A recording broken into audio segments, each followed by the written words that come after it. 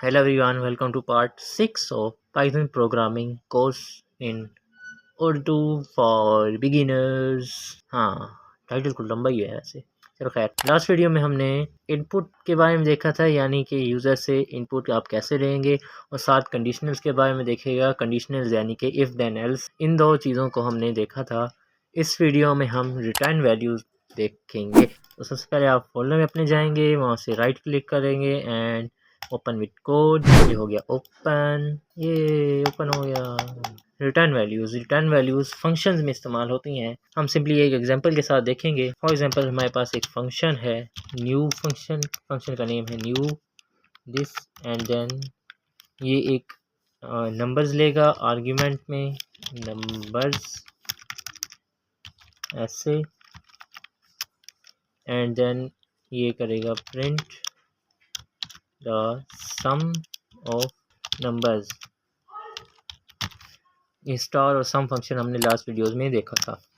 Now अब यहाँ पे इस फंक्शन को हम कॉल करेंगे और इसको नंबर देंगे 1 2 3 4 5 7 वगैरह वगैरह। अब इसको रन करेंगे तो ये देखें यहाँ पे इसने इसका आंसर दे दिया 140 ईजी।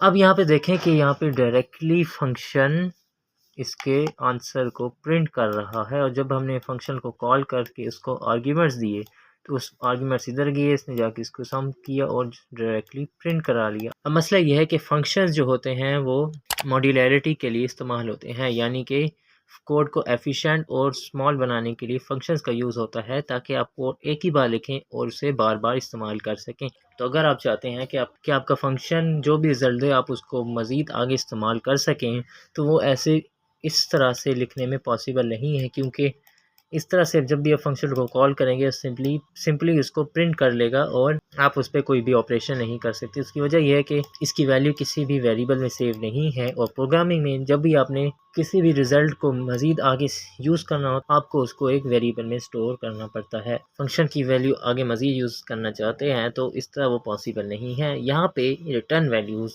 काम आती हैं। तो आप यहाँ पे बजाय इसके कि आप प्रिंट करें, यहाँ पे इसको फंक्शन जो भी करना है वो करें और वहाँ पे से पहले रिटर्न कर लें ऐसे। या तो आप ऐसे कर सकते हैं डायरेक्टली, या फिर आप इसको एक वेरिएबल में स्टोर कर लें। रिज़ल्ट का वेरिएबल बनाया, इक्वल्स असाइनमेंट पेश किया sum of, and then it will return the result. अब आप इसको जब रन करेंगे यहाँ पे आपको इसका रिज़ल्ट नहीं शो होगा। इसकी वजह यह है कि आपने यहाँ पे रिटर्न वैल्यू को इस्तेमाल किया है, ना कि प्रिंट को।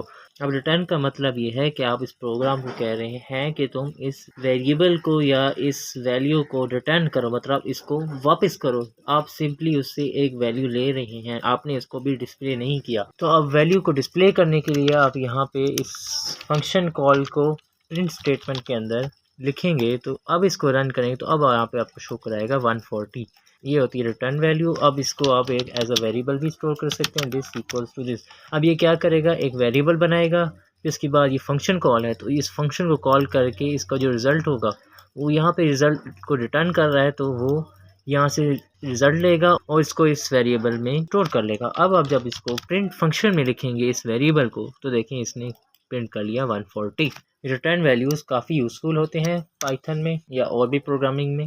देखिए फॉर एग्जांपल यहाँ पे आपने कंडीशनल लिखी है, ये न्यू फंक्शन है, या आर्ग्यूमेंट लेगा एज अ नंबर। चले अब यहाँ पे आप करते हैं if number dot is digit, ऐसे। डॉट इज़ डिजिट पाइथन का बिल्ट इन फंक्शन है जो ये चेक करता है कि आया डॉट से पहले जो भी चीज़ आपने लिखी है वो नंबर है कि नहीं। आप कॉलन लगाएंगे, फिर लिखेंगे यहाँ पे आप इसको रिटर्न करेंगे, रिटर्न इट इज़ नंबर, और यहाँ पे एल्स कर देंगे, return it is not a number. Variable बना के फंक्शन को कॉल करेंगे, उसको आर्ग्यूमेंट देंगे ऐसे, और फिर इस वेरिएबल को प्रिंट करेंगे ऐसे। और अब जब फंक्शन को रन करेंगे तो यहाँ पे आप इसको एज स्ट्रिंग में कन्वर्ट कर लें, क्योंकि ये जो फंक्शन है वो सिर्फ स्ट्रिंग्स पे इस्तेमाल होगा। अब जब इसको रन करेंगे तो प्रिंट करेगा it is a number, there we go. और अगर यहाँ पे कुछ भी स्ट्रिंग डाल देंगे ना कि नंबर, एंड वुड बी और इसको अब रन करेंगे तो ये प्रिंट करेगा it is not a number. तो ये काफ़ी यूज़फुल है। अब इसका यहाँ पे यूज़ ये है कि ये फर्स्ट कंडीशन चेक करेगा और उसके बाद अगर ये ट्रू होगी तो यहाँ से ये रिटर्न कर देगा, यहाँ से ये वैल्यू रिटर्न कर देगा, रिटर्न से ये वैल्यू भी रिटर्न करेगा और यहाँ से ये फंक्शन को भी यहाँ पे ख़त्म कर देगा। मतलब यहाँ से आगे फंक्शन एग्जीक्यूट नहीं होगा और ये इस आगे जो भी आपने इसको कंडीशन होगी वहाँ पे जाएगा ही नहीं। Thanks for watching, bye.